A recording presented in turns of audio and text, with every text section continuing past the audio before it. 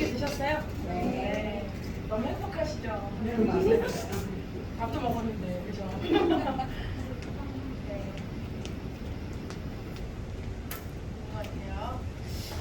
그러면 비타민 미네랄에 대한 전반적인 거에 들어가기 전에 아예 결론부터 내고 시작을 할게요. 우리가 이왕 독일 PM에 대한 얘기를 했으니까 독일 PM이 왜 이렇게 특별한 걸까? 왜 이렇게 흡수율이 높은 걸까? 그거에 대한 결론을 아예 미리 짓고 그리고 사실 비타민 미네랄은 이렇게 중요했는데 여기가 차별화돼 있어가지고 이게 그렇게 대박이었구나. 이거를 좀 결론을 아예 이해하고 가시면 좋을 것 같아요. 아시다시피 독일 PM은 NTT가 모든 기술의 총집합이에요. 이해되시죠? 이게 뭐의 약자죠? 영어 공부라서 좀 부담스러우시죠? 자, 따라 한번 해볼게요. 영어 시간. nutrient. 영양소고요. transfer.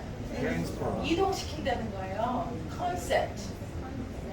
이것저것 너무 많아서 설명하기 힘드니까 통칭해서 영양소를 전달시키는 여러 가지 기술들이 있는데 이걸 다 집합해서 한 가지 컨셉으로 이름을 짓겠다. 이게 NTC예요. 그러니까 NTC, 세포에 즉각 필요한 곳으로 영양이 즉시 필요한 곳으로 즉각 들어가려면은 그 장소로 가고 그 타이밍에 들어가려면 엄청난 기술이 필요하겠죠. 자기네들이 엄청나게 많은 여러 가지 특허 기술을 갖고 있어요. 그걸 다 총합을 해서 이걸 가능하게 했어요. 그래서 독일 기준으로 몇 프로? 독일 기준으로 18%의 흡수율을 자랑하고 있어요. 이건 무슨 얘기냐면은 먹었을 때 세포를 들여다봤더니 세포 안까지 들어가는 율, 생체 이용률이 98%에 해당한다는 얘기예요. 자, 어떤 영양을 먹었는데 그 영양이 피로 가서 피를 먹어봤더니 피 속에 그 영양이 있어. 그것만 해도 대단한 거예요. 그러니까 대부분 영양제는 이 정도에서 확인을 해요. 흡수율. 그런데 실제로 세포까지 전달이 됐느냐는 another 레벨이에요. 근데 그 어려운 거를 독일이 해낸 거예요.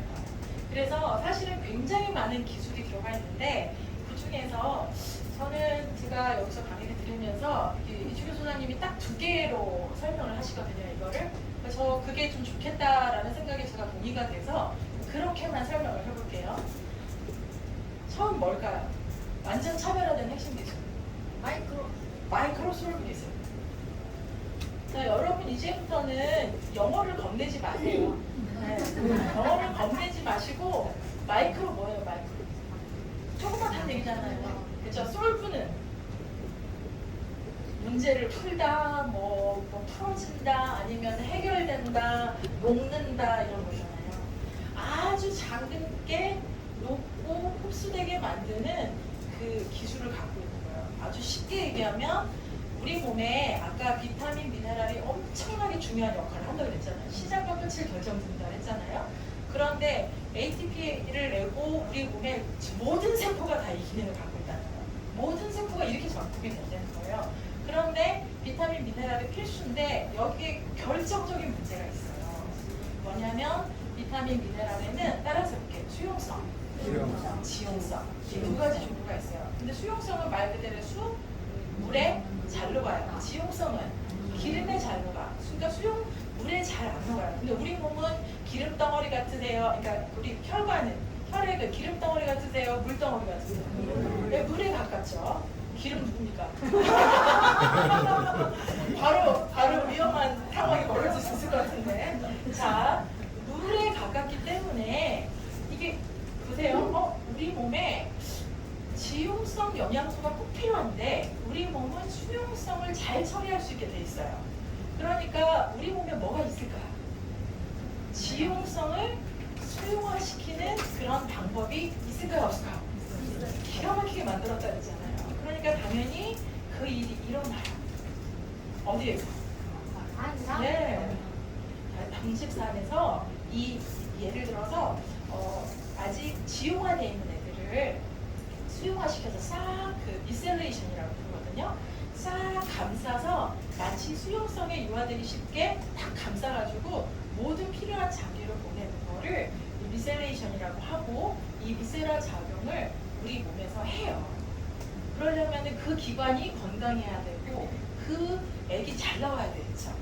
근데 현대인들은 이미 그 기능도 많이 떨어져 있고 그걸 잘 내지도 못하고 또 중요한 거는 나이가 들수록 이 기능 자체가 점점점 아주 드라마틱하게 떨어지게 돼요. 그러니까 영양이 가뜩이나 결핍 나 있는데 내 몸이 나이가 드는 것도 서러운데 나이가 들어가면서 점점 우리 몸에서 이 기능이 떨어지니까 좋은 영양을 챙겨 먹어도 사실 이런 분들 있잖아요. 나 이거 해, 이거 내가 직접 더 좋은 싱싱한 뭐 이렇게 녹즙게 갈아갖고 나 이거 한다 이렇게 하잖아요.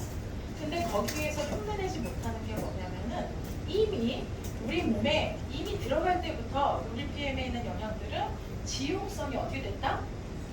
수용화돼서 들어간 거예요. 그럼 우리 몸에서 이 지용화된 것을 수용화시키는 기관과 기능과 이 효소가 아껴지는 거예요. 절약되는 거예요. 그리고 심지어 요즘은 담당 제거술도 엄청 많이 해요. 그러니까 뭐 그냥 그때 쓸개 빠지는데 그러니까 진짜 그런 사람들 진짜 많아요. 그런데 그거를 그렇게 하는 거가 너무너무 위험한 거예요. 그러니까 우리 몸에 장기가 이유 없이 달려있는 게 없기 때문에 그렇게 함부로 떼내면 안 돼요. 다시 한번 점검하고 찾아보고 정말 어쩔 수 없는 상황인지 봐서 영양으로도 치료할 수 없을 때 그때 제거를 하는 거지. 저희 큰언니가 자궁을 드러냈거든요. 근데 지금 나이가 들어서 10년, 20년이 지나가니까 그 호르몬이 생산이 안 되는 것 때문에 여러 가지 어려움을 다 겪어요. 갑상선도 툭 떼고, 담낭도 툭 떼고, 그러면 그 몸에서 해야 될 일들이 다 안 일어나는 거예요. 자, 결론 다시. 자, 우리 몸에서는 비타민, 미네랄과 같은 영양이 생명유지에 절대적으로 필요한데 이 영양소의 상당히 특별히 더 많이 결핍되어 있는 게 지용성이에요.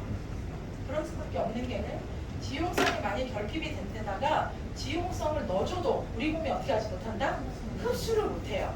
그런 기관의 기능과 효소가 많이 소진됐기 때문에 그렇게 잘 못하는 거예요. 그래서 조기 PM이 이거를 해결을 했다는 거 아니에요. 그래서 아예 지용성 대표되는 영양이 뭐가 있을까요? 모든 미네랄제, 그죠? 거의 모든 미네랄제는 지용성이에요. 또 우리 모든 세포에서 마지막에 딱 에너지 내기 전에 뭐 필요하다고 했어요? 여러분 이렇게 안 되는 척 하시면 안 되죠? 네, 콜라겐 큐텐 필요하다고 했잖아요. 콜라겐 큐텐 수용성, 지용성? 지용성이에요. 그런데 오메가3, 아침에 오메가3 먹으셨잖아요. 뇌 건강에 절대적으로 중요하죠. 그죠? 그래서 이 오메가3 절대적으로 중요하다고 배웠는데 이거 다 무슨 명분이다? 지용성이에요. 우리 몸에서 결핍이 많이 나는 것들이 특별히 더 지용성이에요. 우리 몸이 그걸 처리를 못하기 때문에. 그래서 이 지용성을 완벽하게 이미 수용화 처리를 해가지고 우리 몸에 집어넣는 기술을 여기가 갖고 있는 거예요. 그래서 물에다 넣었을 때 바로 즉시로 물에 풀리고 이것이 혈관에 바로 들어가서 바로 그 기관으로 또 여기서 비밀을 알려드리면 엄청나게 나누어져 있어요. 정말 엄청나게 쪼개져 있어요. 그래서 곧바로 필요한 기관으로 바로 들어갈 수 있는 거예요. 그 이재택 박사님이라고 서울대에 나오시고 면역학 하시고 암센터에서 오래 계셨던 분이 직접 실험을 해보니까 세포 핵까지 7분 안에 구달한다고 하더라고요. 그러니까 저가 직접 이거를 실험을 못해서 되게 아쉬웠는데 그 얘기 듣고 너무 반가웠거든요. 그래서 이미 사실이고 그것이 사실이라는 걸 충분히 인증해서 받아들고 있지만은 실제로 우리 핵까지 도착하는데 이게 중요한 거예요. 그런데 자 보세요. 세포는 아까 뭘로 이렇게 쌓여있다고 했어요? 이제는 기억나시죠? 이 동작만 봐도 기억나시죠? 그래서 이게 되게 중요한 걸 동작을 하는 게 세포막으로 둘러싸여 있어요. 그러면 우리 세포가 되게 중요하잖아. 생명의 단위잖아. 아무거나 집어넣을까요? 열어줄까요? 안 열어줄까요? 아무거나 안 열어줘요.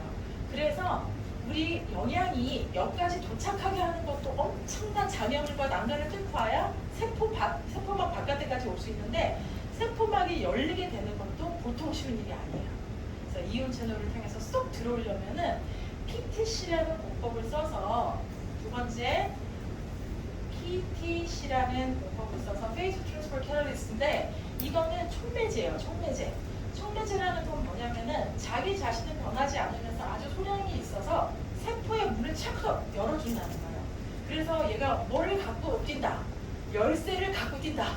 얘는 이미 지용성에서 수용화를 갖고 돼 있는데 아예 열쇠까지 들고 가서 세포를 만나면 창문을 열고 들어가서 바로 쓰일 준비가 되어 있다. 그래서 어마어마한 흡수율을 자랑을 하는 거예요. 기가 막히죠? 자, 그래서 저 NTC가 가능하게 하는 데는 80개 이상의 특허가 걸려있고 윤호겐 같은 거는 굉장히 많은 특허가 걸려있어요. 그렇지만은 가장 핵심이 되고 가장 차별화가 되고 다른 데서 감히 흉내를 못 내는 게 이 두 가지 때문이에요. 첫 번째 뭐? 마이크로솔루션, 지용성을 수용화시키는 기술. 두 번째 뭐? PTC, 세포분을 열어서 세포 안에 미토콘드리아에서 바로 쓰일 수 있게 해주는 이 기술이 이 두 가지의 차이를 내는데, 근데 이렇게 효과가 좋은데 안전하지 않으면 말장관이잖아요. 근데 어느 누가 써도 안전하게 모든 테스트를 전 제품이 전 성분이 다 갖고 있다는 거는 굉장한 일인 거죠. 자, 이해되셨죠? 자, 그러면 이제 두 번째 볼게요. 이거 다 이해되셨죠? 네. 포인트를 어디다 하면 돼요? 이쪽이에요? 이런. 맞다. 자, 이제부터 여러분들이 교재를 4권 원래 받으셨어야 되는데 오늘 도착을 안 해서 한 번 받았어요? 아니. 다 받으신 분도 있고 한두 권 부족하신 분도 아, 근데 기본적으로 그 아동강 상담사라고 되어 있는 교재 받으셨죠? 네. 그거는 다 받았다고 네, 생각해요. 그건 다 맞나요? 받았어요. 네. 그리고 해독도 다 받으셨나요? 네, 해독도 다 네. 받으셨어요. 두 가지 책에서만 정리를 하겠습니다. 여러분 이제 기본적인 원리와 구조가 다 이해가 됐기 때문에 이제는 이게 보이고 들릴 거예요. 자, 보세요. 자, 활성산소와 항산화 작용의 이해라고 있습니다. 활성산소는 어떤 존재다? 어떤 성격을 갖고 있다? 착하다, 나쁘다. 어느 정도 나쁘다? 호랭이처럼 나쁘다. 그래서 파괴적이고 조직과 핵을 무차별 공격하고 미토콘드리아나 세포 자체의 기능을 떨어뜨리는 역할을 한다. 그러니 어때야 된다? 반드시 해결을 해야 된다. 자, 그래서 국제아동강상담사 3페이지를 펴보세요.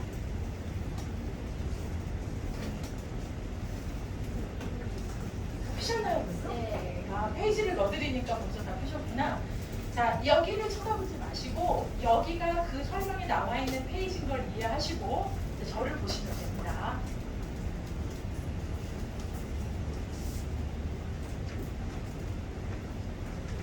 제가 아까 이미 힌트를 드렸어요.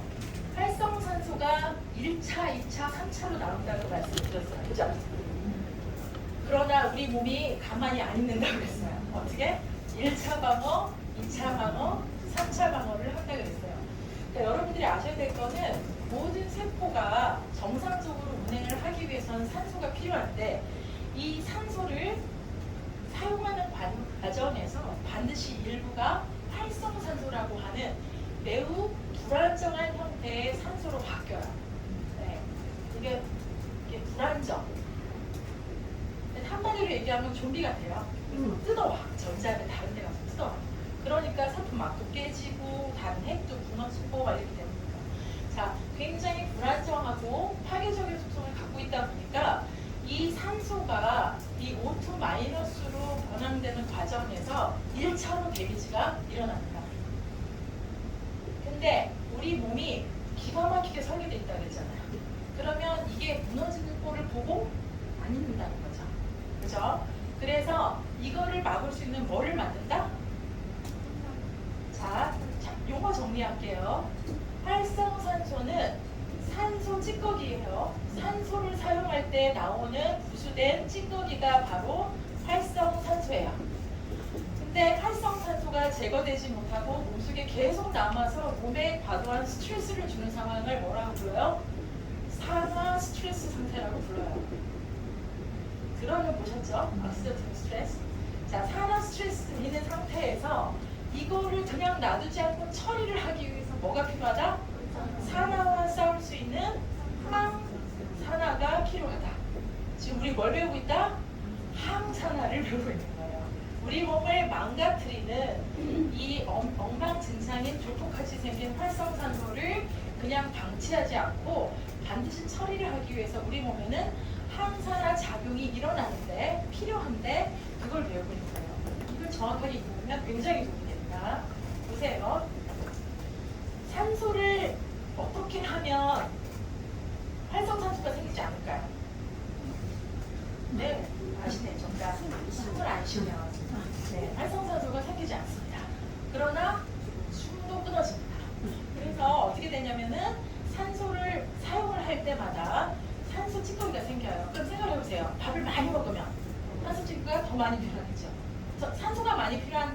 찌꺼기가 더 많이 발생하는 거예요. 운동을 격하게 하면 활성산소가 더 많이 생기겠죠. 지금처럼 뇌를 많이 쓸 때도 활성산소가 더 많이 생깁니다.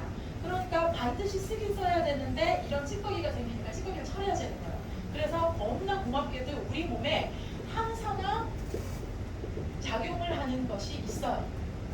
그거를 1차 방어는 누가 하냐면 항산화 효소가 합니다. 항산화 효소에 이름이 있어요. 영어로 돼 있어요. 네, 그래서 여기서 써보겠습니다. 첫 번째 방어하는 게 SOD입니다. 따라하기 좀 애매하고 슈퍼옥사이드 디스뮤타제라고 하는 이 효소예요. 그냥 쉽게 생각하세요. 이렇게 조폭이 나타났어요. 갱스터, 완전히 악당, 그래 마귀라고 할게요. 마귀가 나타났습니다. 사람을 죽이는 건 좀 멋이하니까 마귀가 나타났어요. 그래서 얘를 처리를 해야 돼. 그래서 우리가 총을 구매했습니다. 이 총이 바로 항산화 효소예요. 근데 총알이 없어요. 그러면은 쏴도 소용이 없죠. 그래서 총알이 필요합니다. 이게 항산화 효소는 총의 역할을 하고 총알의 역할을 하는 조효소가 필요합니다. SOD는 어떤 총알을 쓸까요? 아연, 기억이 나시나요? 아연, 구리, 망간. 쉽게 외우는 법 알려드릴까요? 네, 저희 형부가 저걸 알려줬더니 이게 없으면 이거 망하는구나 이렇게 하시더라고요. 그래서 이거 망하는구나 이렇게 외우시더라고요. 대박. 네, 그래서 1차 다 여러분 하실 수 있어요. 따라오실 수 있어요. 우리 몸에 세포는 산소를 씁니다. 산소를 쓰면 뭐가 나온다? 산소, 찌꺼기, 활성산소가 나온다. 활성산소는 내버려 된다, 제거해야 된다. 제거해야 된다. 그래서 우리 몸에서 뭘 만든다? 항산화 효소를 만든다. 그래서 1차 방어를 하는데 걔 이름이 뭐다? SOD. SOD라는 애가 있는데 얘는 총의 역할을 하고 없앨 수 있는, 근데 얘는 총알을 역할을 하는 조효소가 필요하다. 그게 뭐다? 아연, 구리, 망간. 이게 없으면 아이고 망하구나 이렇게 보시면 됩니다. 자, 이게 그래서 1차 방어전, 1차 전쟁이에요. 자, 두 번째, 여기서 이렇게 하고 나면 물로도 만들어지고 뭐 여러 가지 반응이 일어납니다. 그래서 싸워서 이기도 하고 지기도 하고 이렇게 하면서 여기서 빠져나가는 애들이 생겨요. 그림에 보니까 뭘로 빠져나가죠? 네, H2O2라고 하는 과산화수소로 바뀝니다. 과산화수소가 2차 생성물로 만들어져요. 그러면 당연히 뭐가 있어요? 우리 몸에 얘를 처리할 수 있는 항산화 효소가 있겠죠. 자, 이름이 뭐가 있어요? 네, 카탈라지. 영어를 부담스럽게 생각하지 마세요. 외국 사람은 한국 사람을 볼 때 힘듭니다. 영희, 네, 철수, 이상하잖아요. 그냥 이상한 이름일 뿐이에요. 낯익지 않은 이름일 뿐이지 이게 어렵고 나를 주눅들게 할 필요가 1도 없어요. 그냥 이름이에요. 먼저 발견한 사람이 외국 사람. 그래서 이름을 외국어로 지은 거예요. 그렇죠? 자, 보겠습니다. 두 번째는 카탈라제라는 효소가 있습니다. 그럼 카탈라제는 무슨 총알을 쓴대요? 네. 우리 특히 우리 춘선은 잘 쉽게 외우는 거. 까탈스러운 사람은 뭐가 철이 안 들어서. 그렇죠? 네, 까탈스러운 사람은 철이 안 들어서 이렇게 외우시면 쉽습니다. 카탈라제라는 항산화 효소가 만들어야 이 과산화수소를 처리할 수 있는데 얘는 뭐라는 조효소가 필요하다? 철분이라는 조효소가 필요합니다. 자, 그 다음 미네랄이 필요하고 그 다음에 또 뭐 있어요? 네, 보고 읽는 것도 길지요. 글루타치온 페록시다제라는 그 효소가 있습니다. 이거는 페루와 로키 산맥을 다 다녀본 아저씨 이렇게 외우시더라고요. 기가 막히게 외우시는데 처음에는 저희 연습을 될까 했는데 너무 특이해서 외워지더라고요. 어디와 어디를? 페루와 로키 산맥을 시베리아까지 페록시다제 시베리아까지 다 다녀본 아재 페록시다제입니다. 자, 글루타치온 페록시다제는 뭐가 필요하대요? 네, 셀레늄이 필요합니다. 나중에 배우면 아시겠지만 셀레늄은 안 쓰이는 데가 없을 만큼 진짜로 많이 쓰여요. 셀레늄은 암 환자들이 반드시 쓰는 저기 중에 하나죠. 자, 그래서 아까 이렇게 폐기나 이런 데를 활성산소가 무참하게 공격한다 그랬잖아요. 근데 근데 우리가 잘 먹고 잘 자면 그나마 어떻게라도 회복을 하는데 이런 걸 항산화 효소를 만들고 갖다 쓰려니까 총알이 없어. 그럼 어떻게 해요? 무방비 상태로 계속 공격을 당하는 거예요. 그래서 돌연변이가 일어나고 회복이 안 되고 그게 암으로, 궤암으로, 종양으로, 궤암으로, 암으로 이렇게 발전하게 되는 겁니다. 이해가 되셨죠? 자, 그리고 마지막으로 1차, 2차에서 해결이 안 된 애들이 또 있어요. 뭘까요? 하이드록시 라디칼하고, 네, 이거는 일중화산소라고 읽으시면 되고, 싱귤레이트 악시겐인데 이 두 가지 3차 물질이 만들어집니다. 근데 3차 물질은 이제 몸에 있는 거 다 갖다 썼어요. 그래서 어떻게 해야 돼? 항산화 효소가 필요한 게 아니라 여기는 항산화 영양소가 필요합니다. 그 영양소가 바로 뭐가 있어요? 읽어보세요. 파이토케미컬. 네, 비타민 A, C, E, B군, 파이토케미컬, 미네랄, 또 뭐 있어요? 다 있어요? 네, 이렇게 왜냐면 통칭을 했으니까 비타민, 미네랄, 파이토케미컬 음식에서 갖다가 이 항산화 영양소를 땡겨서 여기 있는 거를 커버합니다. 자, 그러면 우리가 솔루션으로 보면은 보세요. 아연, 구리, 망간은 어디 들어있어요? 네, 미네랄이니까 리스트레이트에 들어있죠. 철분, 셀레늄 어디 들어있죠? 리스트레이트도 들어있고 제가 아까 말씀드렸지만 셀레늄은 여기저기서 되게 많이 쓰기 때문에 과학 콘테이너에 들어있고 젤 수축에도 들어있고 리스트레이트도 들어있고 그런 거예요. 그 다음에 항산화 영양소는 직결돼서 다 어디 들어있어요? 파워 칵테일에 잔뜩 들어있죠. ACE가 잔뜩 들어있는 거는 젤 수축, 비타민 B군만 집중적으로 들어있는 거는 액티바이즈, 그 다음에 미네랄은 미토. 그러니까 파워랑 미토를 같이 먹으면은 기본적으로 활성산소를 제거할 수 있는 기본 이 전쟁 3차 전쟁까지 다 이겨낼 수 있는 기본 저기를 장착하는 거예요. 근데 우리가 왜 정상량을 안 먹고 2배, 3배를 먹을까요? 오늘 같은 날 강의하는 사람 말 많이 하죠. 그리고 안 하던 공부를 하니까 힘들죠. 이런 날 스트레스 많이 받으면 이때 에너지를 갖다 땡겨 쓰시는 거예요. 이해되시죠? 그럴 때는 더 많이 보충하면 데미지를 미리미리 막으실 수 있는 거예요. 자, 그렇게 해서 첫 번째 활성산소와 항산화 작용의 이해를 하셨을 겁니다. 이해되셨나요? 네. 그래서 쉽게 생각하세요. 우리 몸은 세포로 구성됐는데 불가피하게 어쩔 수 없이 산소가 필요하다. 꼭 필요한데 그러다 보니까 찌꺼기가 남는다. 그런데 이게 우리 몸을 공격한다. 그래서 이걸 제어할 수 있는 항산화 작용이 꼭 필요한데 그 중에는 우리 몸에서 만들어지는 항산화 효소도 있고 바깥에서 들어와야 되는 항산화 영양소도 있다. 1차, 2차에는 주로 미네랄이 쓰이고 3차에는 주로 비타민과 각종 다양한 것들이 쓰인다. 이렇게 되시고 그게 파워 칵테일과 미토에 몽땅 다 들어가 있다. 어떤 형태로? 지용성이 수용화돼서 바로 쓸 수 있는 형태로. 세포 문 안까지 열고 바로 들어갈 수 있는 형태로. 다 정리되셨죠? 네.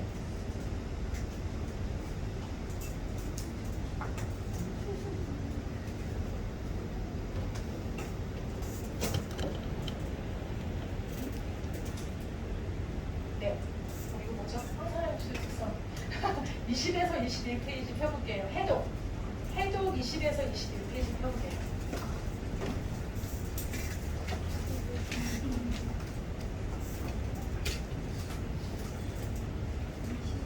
네. 해독 20에서 21페이지. 그게 다 우리 항산화 효소의 특성에 대해서 얘기해 줍니다. 제가 뭐라고 쓴 걸까요? 뭐라고 쓴 게 오버가 맞나요? 아마 제 생각에 코큐탄 쓴 것 같아요.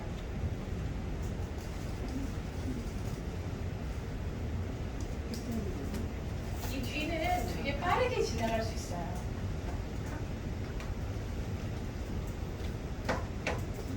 저게 뭔가요? 누가 자판 갖고 계시는 거 보세요.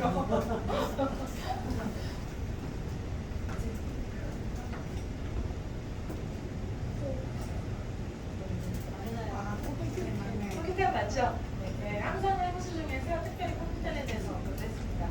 자, 그러면 해독체 20페이지하고 21페이지를 보면은 뭘 기억하시냐면 여기 중간에 그래프 보이시죠?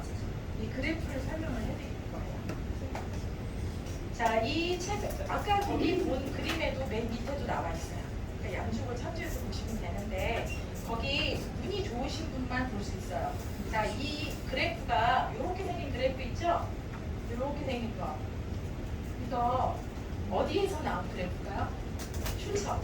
출처 확인해 주세요. 네? 아니 거기 보세요. 미국 한국노화학회 아닌가? 같은 말이에요. 한국노화학회. 예. 노화학회 미국 나온다. 한국노화학회에서 이제 조사를 했던 거예요. 사람들이 왜 늙지? 그것을 연구하는지 어떻게 하면 좀 덜 늙을 수 있지? 좀 천천히 그 속도를 늦어줄 수 있지? 이런 걸 연구하는 데가 미국 한노화학회고 거기는 의사협회예요. 그런데 이런 의사와 연구자들이 기존을 해보니까 공통적인 걸 알아내는 거예요.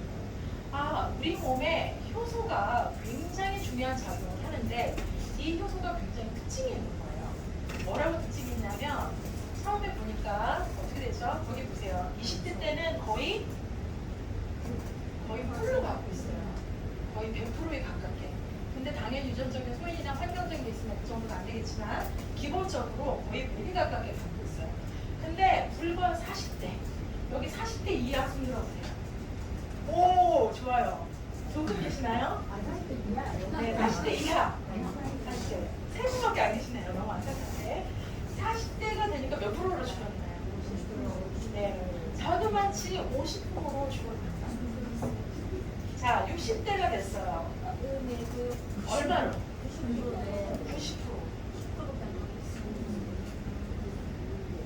이렇게 줄어듭니다. 네. 그러니까 이게 지금 이걸 보면은 얼마나 심각한지 아시겠죠? 네. 우리가 사실 옛날을 생각해 보면요. 옛날에 60대 어떤 분들 기억나시나요? 우리 어렸을 때 60대 분들 할머니 어떤 모습이었죠? 완전 할머니 하얀 백발에 막 굽어지고 그죠? 그때 영양을 충분히 잘 몰랐고 그 먹을 것이 없고 가난했던 시절에 그 상태로 그대로 두면은 60대만 돼도 우리가 산 게 다행이다. 그래서 했던 게 환갑이에요. 그죠? 실제로 우리가 몸에 있는 기전으로 지금 이렇게 되는데 그런데 우리가 어떻게 될까요? 태어났을 때부터 있던 것들이 점점 소진되고 고갈되고 특별히 나이가 지나면서 이렇게 드라마틱하게 떨어지게 되잖아요. 이걸 어떻게 주면 될까요? 바깥에서 보충을 주면 되겠죠. 반드시 보충을 해줘야 돼요. 근데 여기 아픔이 있어요. 원래는 어떻게 하면 될까요? 우리 먹거리에서 이게 들어와야 돼요. 이 필요한 영양이 우리 몸에서 사실은 식품을 통해서 보충이 돼야 돼요. 근데 아까 뭐라 그랬죠? 땅이 망가졌어요. 우리 땅 얘기 한 번만 하고 지나갈게요. 땅이 왜 망가졌을까요? 맞아요. 굉장히 땅에 대해서 땅에 대해 깊은 이해가 있네요. 땅을 치워줘야 돼요. 땅도 그냥 우리가 보기에는 완전히 무기별 같지만 거기에 엄청난 미생물이 살고 있어요. 흙을 퍼가지고 그거를 재면은 미생물 수가 몇 조개가 나와요. 그러니까 엄청나게 많은 미생물이 있는데 우리 거기다 뭐 하죠? 농약 뿌리잖아요. 농약 뿌리면 얘네들이 살아요, 죽어요. 그러니까 이 안에 있는 영양물질을 얘네들이 장내 미생물들이 장내라네. 흙에 있는 미생물들이 대사를 해서 식물로 들여보내야 되는데 걔네들이 다 죽어 있어요. 땅강아지 지렁이 별로 없죠. 비옥하지 못해요. 그리고 원래는 땅을 씌워줘야 되는데, 그죠? 어떻게 하죠? 어떻게 땅을 놀리냐? 그래서 막 뽑으면 그 다음 갖다 때려붓고, 그냥 빨리 안 자라, 영향이 없어. 그러니까 뭐 넣죠? 비료 때려넣죠. 그러니까 계속해서 미네랄이 결핍돼 있고 이 대사 자체가 식물서부터 우리는 식물부터 먹고 그 식물을 먹는 동물도 먹는데 이 안에 있는 영양을 습득하기 위해서 우리가 먹는 건데 식물도 결핍돼 있고 동물도 결핍돼 있고 우리도 결핍돼 있고 왜냐하면 땅이 망가져서 이렇게 되는 거죠. 자, 그래서 항산화효소의 특성은 거기에 보신 대로 굉장히 나이가 들면서 드라마틱하게 떨어져요. 그 중에서 항산화효소인 가장 대표적인 코큐텐도 마찬가지예요. 코큐텐 같은 경우는 태어날 때 우리가 가지고 태어나요. 따라서 보겠습니다.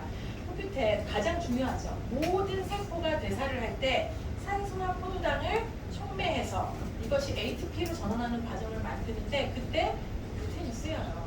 근데 이 코큐텐이 어떻게 된다? 태어날 때는 가지고 태어난다. 어디서 만들죠? 간에서 만듭니다. 공부하셨네. 그래서 간에서 만들고 만들어요. 그런데 이것이 살다 보면 점점 고갈이 돼요. 얼마큼? 이렇게 뚝뚝뚝뚝 떨어지는 거예요. 그래서 이 부족분은 반드시 어떻게 줘야 된다?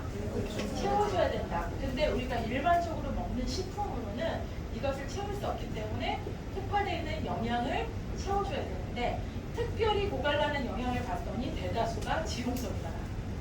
그래서 우리가 UPM을 먹으면 지용성이 수용화되어 있고 이렇게 완전히 고갈되어 있는 것을 빠르게 흡수하고 보충해 주는데 굉장히 도움이 되는 거고 내가 결핍되어 있던 정도가 조금이면은 이렇게 제가 예를 들어서 식물이에요. 근데 늘 물을 주던 거야. 그럼 오늘 그냥 이렇게 뜨거운 날 물 한 번 더 주면 돼요. 근데 쩍쩍 갈라진 몸같이 됐어요. 그러면은 물 한 방울 넣어서 되겠어요? 그렇죠? 그러니까 충분하게 채워준 다음에 그 다음에 정상적으로 돌리는 게 의미가 있겠죠. 그렇게 해서 이렇게 관리를 하시면 됩니다. 자, 그 다음에 그 자세하게 읽어보세요. 그 교재를 이렇게 여기 갖고 왔다 갔다 하는 용어 쓰지 마시고 네, 이거를 펴놓고 자 봐봐봐 이게 되게 어렵지? 근데 내가 쉽게 설명해 줄게 하면서 이거를 가지고 설명을 해주시고 이해를 시키고 사실 사람들은 이 책을 그렇게 보지 않아요. 사람들은 여러분들은 읽으세요. 그렇지만 이걸 펴놓고 설명을 하면 아 이 사람이 권위 있게 자기 말로 내가 너 아는데 언제 봤다고 이런 공부해가지고 나한테 막 아는 척하고 이러잖아. 근데 이게 제대로 된 연구소에서 연구소장님이 쓰신 책이고 그러니까 권위 있는 걸 옆에 펴놓고 같이 설명을 하면서 도표로 이렇게 보여주면서 설명하면 훨씬 더 여러분들이 하는 거에 힘이 실릴 거예요. 자, 그래서 두 번째로는 여기 혈액과 혈관 건강에 대한 얘기가 이렇게 여러 가지에 써있어요. 근데 이번에는 국제 아동학 천상사 책의 90페이지로 가보세요.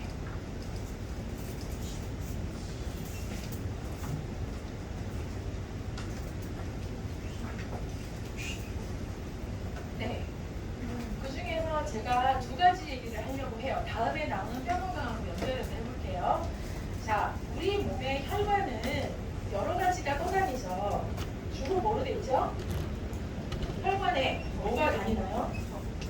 네, 적혈구가, 백혈구가, 네, 그 다음에 혈장도 있고 또 혈소판도 있죠.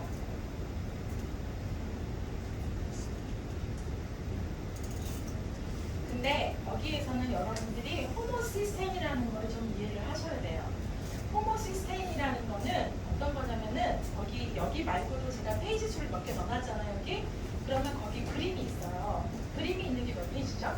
그 그림이 있는 걸 보시면은 이게 혈관이에요. 이제 저 보세요. 시간이 없으니까 혈관에 마치 이렇게 이걸 뭐라고 그러죠? 표창? 네, 표창처럼 뾰족뾰족한 존재라고 생각을 하세요. 그래서 우리 몸에 우리가 먹다 보면은 반드시 필요한 아미노산인 필수 아미노산을 섭취해서 단백질을 섭취해서 먹다가 보면은 자연스럽게 생기는 거예요. 호모시스테인이라는 물질이 생겨요. 근데 얘가 이렇게 혈관을 찢어놓을 수 있는 형태로 생겼어요. 그런 역할을 해요. 그러니까 얘가 다른 것으로 전환되거나 다시 복원되지 않으면 어떻게 되겠어요? 계속해서 혈관을 이렇게 떠돌아다닌다고 생각해 보세요.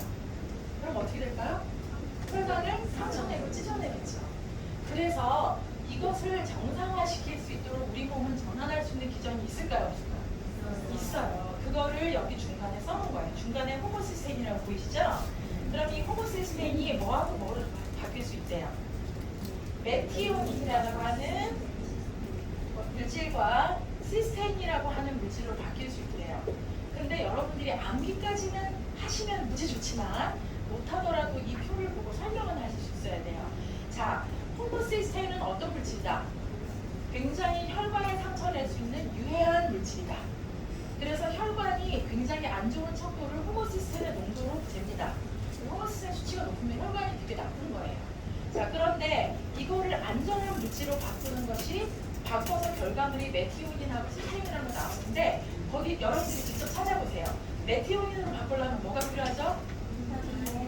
B9 엽산과 B12 호메라민이라고 하는 B12가 필요한 거예요. 그러면 안전한 물질로 다시 전환이 돼요. 또 시스테인을 바뀔 때는 네, B6이 필요한 거죠. 제가 아까 뭐라 그랬어요? 제가 비타민 B 대사가 안 돼서 유쿠시리가 없다고 했잖아요. 대사가 굉장히 잘 안 된다고 했잖아요. 그러면 이것을 이렇게 내 혈관을 망가뜨리고 있는 걸 전환을 잘 못하는 거예요. 이런 사람들은 액티바이스를 맥가로 먹어야 되겠죠. 늘 복용하고. 그래서 혈관에 문제가 나 있는 사람은 액티바이스 B군을 맥가로 계속 먹어줘야 돼요. 그래야 이것이 상처내는 거를 막을 수가 있는 거예요. 여러분들이 지금 아니야 여기서 조종해. 이거지? 아 저거 보여주려고. 아 이쪽으로 쏘셨어요? 네, 호모 시스템 쐈어요. 아 쏘셨어요? 전체로 안 쏘셔서 이쪽으로 보면 됩니다. 네, 그래서 여러분들은 지금 오늘 당장 이 모든 필요한 디테일한 모든 정보를 다 암기할 수는 없어요. 그렇지만 뭐를 아시면 되냐면 혈관 건강도, 뼈 건강도, 간 건강도 다 세포 단위에서 이루어지는데 망가뜨리는 건 이거고 해결할 수 있는 방법은 이거네. 그리고 왜 망가뜨리는지를 보니까 진짜 과학 공식처럼 거기에 비타민과 미네랄이 다 쓰이네. 이거를 명확하게 인지를 하시고 잘 안 외워졌을 때는 어떻게 그 페이지를 열어서 보여주면서 설명을 하시면 된다는 거예요. 이해되셨죠? 자, 그러면 혈관 건강은 이렇게 B6, 9, 12가 없으면은 계속해서 호모시스템 농도가 떨어지지 않기 때문에 혈관 건강이 나빠지게 되는 거겠죠. 그래서 그 다음으로 넘어가 보면 네. 그 다음에 혈당 관리는 53페이지 배우세요. 해오개. 여러분 갖고 있는 교재 4개가 완전히 보물이에요. 잘 활용하십시오. 자, 53페이지를 보시면 거기 인슐린의 합성에 대해서 나와요. 자, 이제는 그렇게 옆에다가 펴놓으시고 저를 보세요. 네, 53.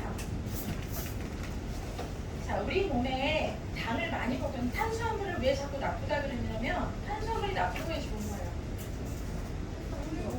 좋은 거예요. 반드시 필요한 거예요. 근데 뭐가 문제가 되는 거예요? 당만 완전히 과다하게 들어오는 게 나쁜 거예요. 그죠? 그리고 당이 산화되는 게 나쁜 거예요. 자, 그런데 자, 당을 우리 몸에서 이 당은 없으면 죽어요. 왜냐면 아까 다시 미토콘드리아에서 뭐와 뭐로? 산소와 저 정신 차리세요. 자, 미토콘드리아에서 뭐와 뭐로? 산소와 포도당. 그죠? 근데 산소와 포도당 중에서 여기 당이 있잖아요. 당이 없으면 죽어요. 그래서 우리 몸은 어떻게 프로그램이 돼 있냐면 당을 들어오면 만약에 안 들어오면 어떡하지 하고 배출시키지 않고 저장을 시키게 돼 있어요. 몸이. 그러니까 당을 많이 먹으면 얘가 나중에 이러다가 주인이 못 먹을지도 몰라 그러면 그 당을 많이 추천을 한단 말이에요. 네. 그래서 접어주세요. 네, 접어주세요. 자, 당을 이렇게 우리가 많이 먹으면 우리는 입도 기분 좋고 그냥 자연스럽게 빠지면 얼마나 좋겠어요. 입도 즐겁고 몸도 즐겁고. 그런데 어떻게 한다 몸에서 저장을 해요. 간에다도 싸놓고 근육에다도 싸놓고 배에다도 싸놓고. 그래서 그게 다 지방 덩어리로 전환을 시켜서 그러니까 우리가 먹으려고 가서 장 봐왔어요. 장 봐왔는데 오늘 먹고 남은 거 어떻게 해요? 냉장고에 넣죠? 냉장고에 넣는데 처리해야 되는 거 어떤 거예요?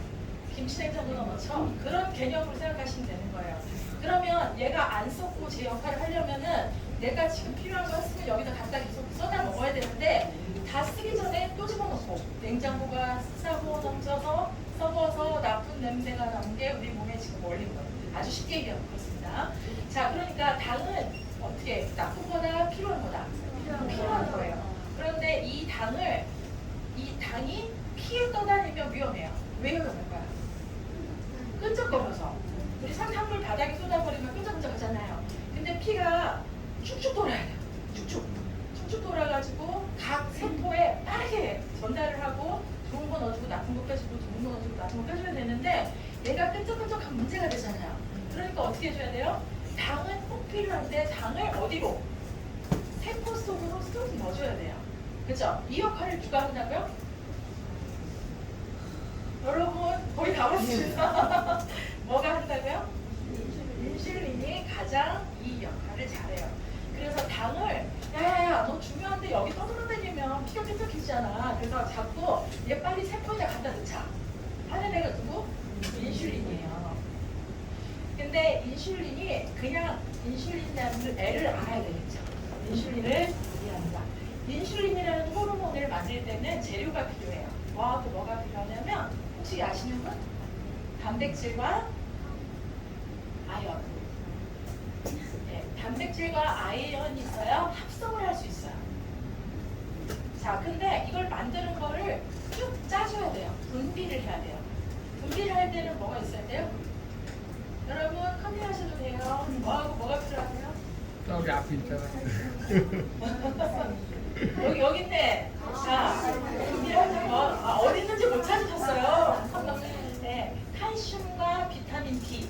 자, 여기 보세요. 여기. 자, 칼슘과 비타민 D가 필요해요.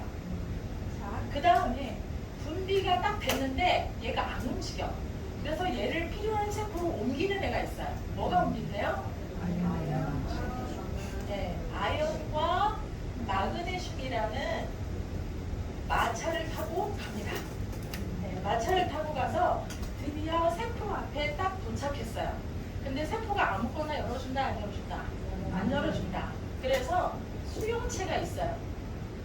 그래서 정말 중요한 것들은 얘네 우리 세포가 아예 특이 수용체가 있어서 걔가 맞는지 확인하고 열어줘요. 인슐린 수용체가 있습니다. 여기에 수용체에 결합할 때 뭐가 필요하대요? B3 크롬. 우리 소장님이 어떻게 설명하시냐면 열쇠가 B3 크롬 이렇게 열고 들어간다고 이 아연과 마그네슘이라는 마찰을 타고 있어요. 자, 그래서 이 사람들이 당뇨에 걸리는 이유는 여러 가지가 있겠죠. 첫 번째가 바로 이거예요. 인슐린이 잘 보세요. 인슐린이 당이 중요하긴 하지만 세포까지 가서 집어 넣어줘야 되기 때문에 안 그러면 혈액이 끈끈해지니까 이걸 갖다 넣어줘야 되는데 그거 담당자가 누구다? 인슐린이다. 근데 인슐린을 만들 때는 뭐가 필요하다? 아연과 단백질이 필요하다. 그리고 얘를 분비해주는 데도 뭐가 필요하다? 칼슘과 비타민 D가 필요하다. 이동시키는 데도 뭐가 필요하다? 아연과 마그네슘이 필요하다. 수용체 가서 마지막에 나 진짜 인슐린이야 문 열어줘 하고 차크다 결합을 할 때는 뭐가 필요하다? B3와 크롬이 필요하다. 결론은 단백질과 미네랄과 B3, 비타민 B군이 있어야 된다는 얘기예요. 그래서 당뇨 환자는 뭐를 보충하면 될까요? 네, 일단은 곳곳에서 뭐가 쓰여요? 미네랄이 쓰이죠. 그러니까 리스토레이스를 쓰고 내가 특별하게 당대사에 무리가 있다 그러면 C밸런스를 먹어서 특화되어 있는 당대사에 특화되어 있는 것들을 더 추가로 활용하면 되겠죠. 그리고 그랬는데도 문제가 안 돼. 그러면 뭐에 이상이 있을 수 있어요? 단백질이나 비타민 B3를 찾는데 이상이 있을 수 있죠. 그러니까 단백질은 어디 들어있어요?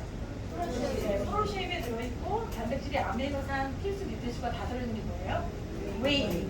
네, 웨이를 쓰셔서 단백질을 보충하고 마지막으로 B3 어디 들어있어요? 기본적으로 액티바이즈 파워 칵테일에 들어있죠.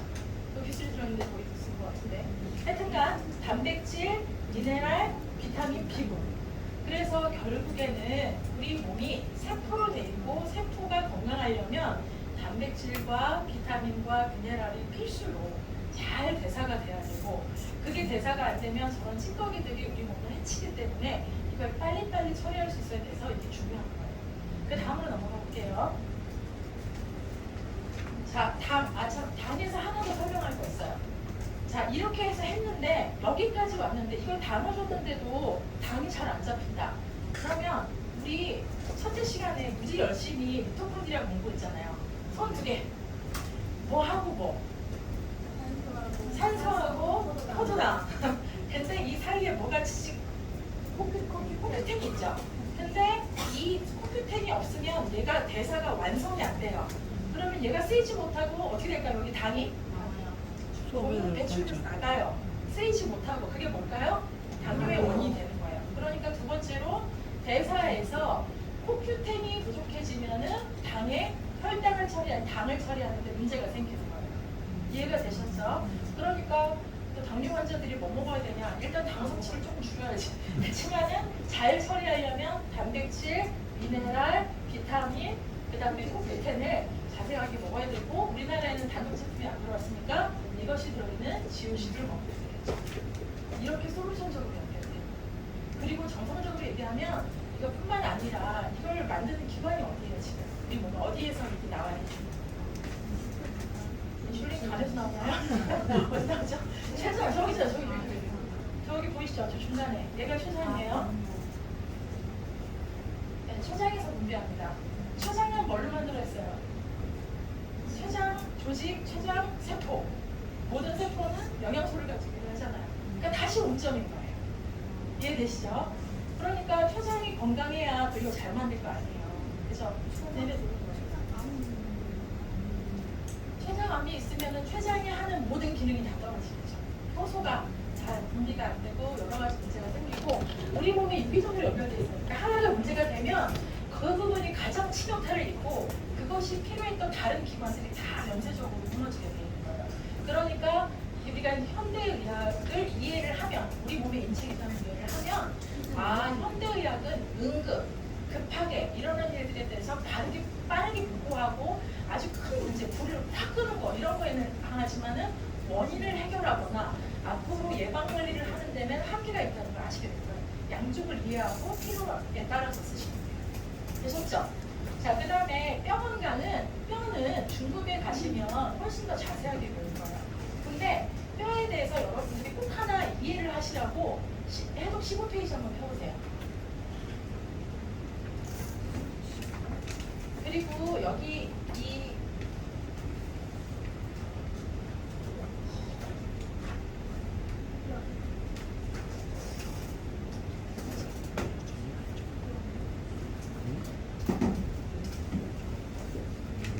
이거는 제가 진짜 이충기 소장님한테 감사하게 생각하는 거예요. 저는 뼈에 대해서는 배울 기가 딴 데서 배울 기가 별로 없었거든요.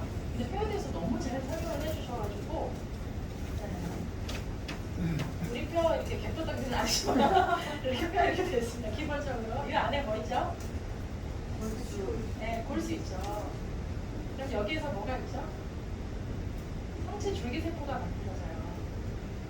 그러니까 세포를 재생할 수 있는 성분들이 여기 있다는 거예요. 적혈고 여기서 만들어낸다는 거예요. 뼈는 무지 중요해요. 뼈는 무지 중요해요. 그냥 우리 몸에 골조만 있는 게 아니에요. 뼈가 하는 일이 무지 많아요. 근데 제가 뼈 건강에서 지금 칼슘하고 연관을 지었잖아요. 이 이해를 꼭 하셔야 돼요. 여러분 산도라고 들어보셨어요? 얼마나 산성이냐 알칼리성이냐가 나타내는 지표가 있는데 1에서 14로 돼 있어요. 그럼 정 가운데가 어디예요? 7점. 근데 우리 몸에 혈액을 재면은 그 산도가 얼마로 돼 있을까요? 7.4에서 약간 7.4 이게 우리 혈액이 약 알칼리로 돼 있는 거예요.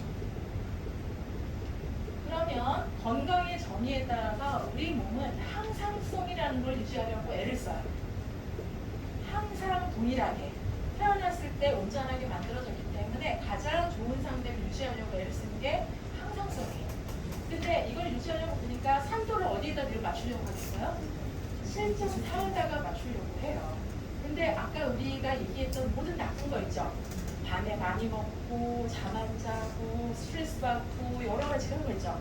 폭식, 야식, 과식 그런 것들을 할 때마다 우리 몸이 어디에 가깝게 되냐면 산도가 점점 높아져요. 그래서 몸이 산성화가 진행됩니다. 근데 산성화가 진행이 되면 피가 끈끈해져요. 그러니까 우리 몸은 빨리 이거를 여기를 돌려야 되는데 하고 급하게 뭐를 찾냐면 칼슘을 찾아요. 왜? 칼슘이 여러분 칼슘을 왜 찾을까요? 칼슘이 뭐여서? 알칼리여서. 조심스럽게 정답을 알칼리여서. 그러니까 이게 산성화되면 점점 심하게 산성화되면 우리 죽습니다. 그러니까 죽지 않으려고 빨리 칼슘을 찾는데 주인이 그만큼 안 넣어줘. 그럼 어떻게 할까요? 뼈의 주성분인 칼슘을 갖다가 쓰는 거예요. 그래서 이 산도를 낮춥니다. 7.4로 계속해서. 그러니까 뼈는 우리 몸에 골격을 이루기도 하지만 굉장히 중요한 생명유지 장치예요. 칼슘을 가지고 몸이 산성화되는 걸 막고 약 알칼리고 항상성을 유지하는데 우리가 이렇게 나쁜 짓을 할 때마다 몸에 무리가 될 때마다 스트레스를 받을 때마다 너무 산성화되니까 그 칼슘을 꺼냈을 일이 많겠죠. 그러니까 칼슘을 꺼냈어. 그러니까 뼈가 비겠죠. 그게 뭘까요? 뼈가 약해지는 게 골연화, 뼈가 비는 게 골다공증. 그렇게 해서 뼈가 점점 약해진다. 그래서 여러분들 주위를 보시면 60세가 넘어가면 거의 다 골다공증입니다. 이 이유는 단순히 그냥 내가 뼈가 약하게 태어났나가 아니고 우리의 생활 습관과 식습관이 칼슘을 계속해서 소진시키는 그런 기전을 갖고 있고 우리가 충분하게 흡수될 수 있는 형태의 칼슘을 넣지 않기 때문이에요. 그래서 여러분들이 나 칼슘 좋은 거 알아. 그래서 난 칼슘 1000mg 이런 거 먹는다. 사람들이 이렇게 얘기하잖아요. 그러면 그게 굉장히 위험한 거예요. 왜 그럴까요? 그 칼슘은 우리 몸에 축적이 되고 잘 배출이 안 돼요. 그래서 칼슘이 혈관에 침착이 되면은 혈관이 좁아지는 가장 주요한 원인이에요. 그래서 칼슘이 필요한 만큼만 딱 있어야 돼요. 그걸 조절하는 게 뭐예요? D예요. 비타민 D. 그래서 영양제 중에 칼슘과 수축을 하는 칼슘과 이완을 시키는 마그네슘과 D가 있어서 이 남는 칼슘을 빨리 처리할 수 있는 D까지 연합되어 있는 그런 영양제가 되게 많죠. 그리고 필요한 이 밸런스 있게.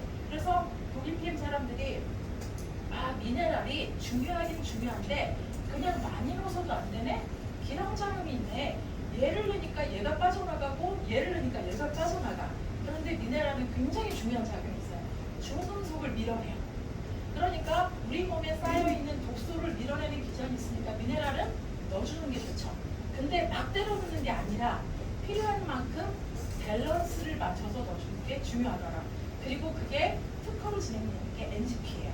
그룹핑 시켜서 가장 시너지를 내는 것들을 제품화 시켜가지고 이렇게 만든 거예요. 그래서 파워카테라고 미스트롤릿을 일부러 분리시켰죠. 기전이다. 자, 그래서 이제 거의 제가 다 설명을 한 것 같아요. 우리가 뼈가 단순히 몸의 골격을 유지하는 것뿐만 아니라 뼈에서 뭐가 만들어진다? 줄기세포가 만들어진다. 그리고 이 줄기세포를 통해서 우리 몸에 필요한 세포 재생과 이런 것들이 다 일어나니까 뼈가 너무 중요하고 우리가 받는 스트레스나 이런 것 때문에 칼슘을 뼈에 있는 칼슘을 계속 갖다 쓰니까 여러 가지 골다공증이나 이런 게 문제가 생겨서 결론적으로 세포 재생이 잘 안 되는 거예요. 여러 가지 문제가 생기는 거죠. 그래서 항상성 유지하고 칼슘의 역할이 연결되어 있습니다. 이해되셨죠? 기량관계를 보시려면 19페이지를 보시면 되고 거기 읽어서 터치만 하고 진행할게요. 19페이지 조금만 해보세요. 19페이지 맨 위에 보면은 화면 안 바꾸셔도 됩니다. 19페이지 맨 위에 보시면은 철이랑 칼슘이 풍부해지면 뭐를 밀어낸대요? 납을 밀어냅니다. 아연이 충분하면 카드뮴을 밀어내고요. 셀레늄이 충분하면 수과 카드뮴을 밀어냅니다. 그래서 우리 방사능에 노출되거나 오염물질이나 중금속에 노출 이런 거는 그러니까 독소예요, 완전히. 우리 몸을 정말 죽일 수도 있는 많이 쌓이면 죽일 수도 있는 중금속들인데 이런 좋은 영양이 들어갔더니 얘를 밀어내라. 이것이 바로 기량작용입니다. 서로 성질이 비슷해서 얘를 보충했더니 비슷한 성질인 나쁜 얘를 밀어내라. 이게 기량작용입니다. 그래서 이렇게 기량작용의 이해를 잘 하고 그 다음에 셀레늄은 여기저기에 풍부하게 써있더라. 이게 핵심이고 그 다음에 40페이지 펴보세요. 국제 악어가 거의 다 왔습니다. 국제 악어강의 40페이지를 펴보시면 여기 보이시죠? 잠을 자려면 우리 잠을 잘 때 필요한 호르몬이 있어요. 이름을 아시는 분? 네, 멜라토닌이에요. 근데 멜라토닌은 원래 트립토판이라는 재료를 가지고 거기서부터 만들어진 거예요. 밑에 보시면 트립토판은 뭘까요? 단백질이에요. 결국엔 뭐예요? 다. 단백질 아니면 비타민 아니면 미네랄. 그러니까 단백질인 트립토판을 가지고 만들어요. 이게 원재료야. 근데 이 원재료가 B3와 B9과 철분이 있으면 OHTP라는 물질로 전환돼요. 근데 거기에서 B6를 써가지고 세로토닌으로 바뀌어요. 그러면 행복하고 기분이 좋아지고 여러 가지 이제 정상화가 되는 거죠. 신경계통 안정화가 되고 거기에 마그네슘이 있으면 맨 마지막 단계 뭘로 변하죠? 멜라토닌으로 바뀌어요. 제가 과학 공식하고 똑같다 그랬죠. 그러니까 여기에서도 지금 처음에 애초에 만들려면 뭐가 필요하다? 단백질, 트리프토판이 필요하고 그 다음에 중간에 대사를 시키려면 뭐가 필요하더라? 비타민과 미네랄이 필요하더라.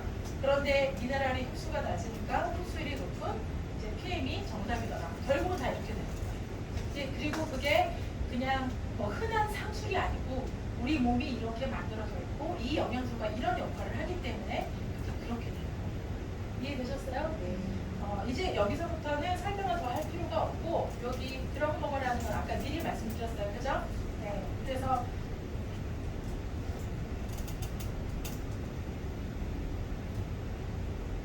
내가 몸이 안 좋아져서 약을 먹었더니 오히려 내 몸에 필요한 비타민 미네랄이 빠져나가더라. 이게 드럼 먹어도 수지 코엔이라는 박사가 이 현상을 이해하고 특정 약을 먹을 때 피임약, 당뇨, 고지혈 이런 거 먹을 때 반드시 빠져나가는 영양소가 뭔지 확인해서 그 영양소를 채워라. 이렇게 됩니다. 이해되셨죠? 펴서 한번 확인하세요.